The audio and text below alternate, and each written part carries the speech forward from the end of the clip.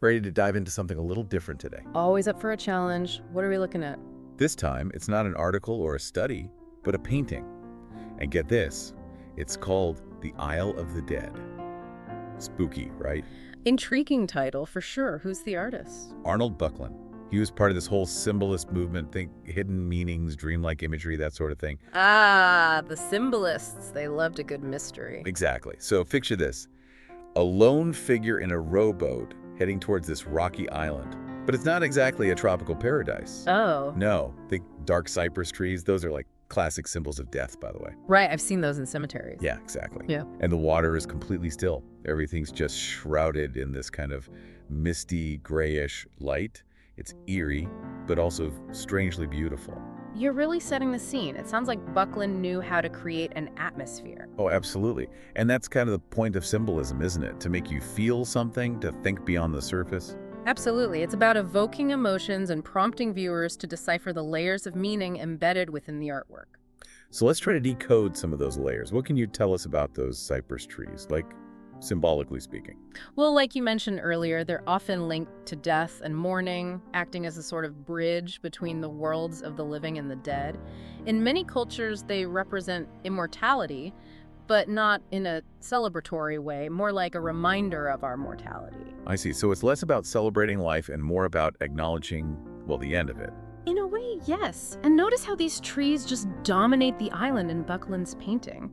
It's like they're guarding something, don't you think? Definitely. They're like sentinels. And speaking of guarding, what about those structures on the island? They look ancient, almost like tombs. You're right to pick up on that. Scholars believe Böcklin drew inspiration from ancient Greek and Etruscan tombs, further emphasizing the connection to the afterlife. It's like he's giving us these little visual clues, but not explaining any of them. Exactly.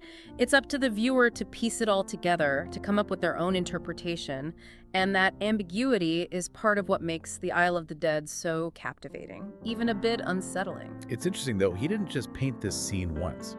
He actually made 5 different versions of the Isle of the Dead throughout his career. Why do you think that is? What was he exploring? It's as though this image, this idea, had a certain hold on him.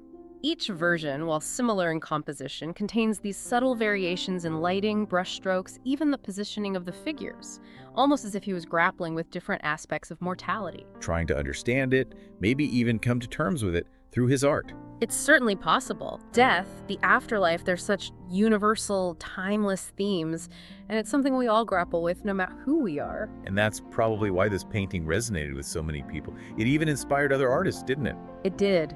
Rachmaninoff, the composer, was deeply moved by the painting and even wrote a symphonic poem inspired by it. And, if you're a film buff, you might recognize The Isle of the Dead from Hitchcock's Spellbound. Wow, I had no idea. It's amazing how art can transcend its original form and inspire so many other creations. But even without those connections, the Isle of the Dead just stays with you. It does, and perhaps that's the power of symbolist art. It prompts introspection, challenges us to confront our own thoughts about life, death, and what might lie beyond. It's a visual journey, that's for sure. Indeed, one that continues to fascinate and inspire even over a century later. So for our listeners who are now hopefully as intrigued by this painting as we are, what do you suggest they search for online to see it? Just searching the Isle of the Dead and Böcklin will bring up a wealth of information. But remember, there are 5 versions, so be sure to explore them all and see how they differ. Pay close attention to the details, the symbolism we've discussed. It's those nuances that truly bring this work to life, so to speak. Good advice. Yeah. And to our listeners, as you're looking at the Isle of the Dead, ask yourself, what do you see? What emotions does it evoke? Art is subjective, after all. Your interpretation is just as valid as any expert's. Exactly. And that's the beauty of it. Until our next deep dive, keep exploring and most importantly, keep those minds open.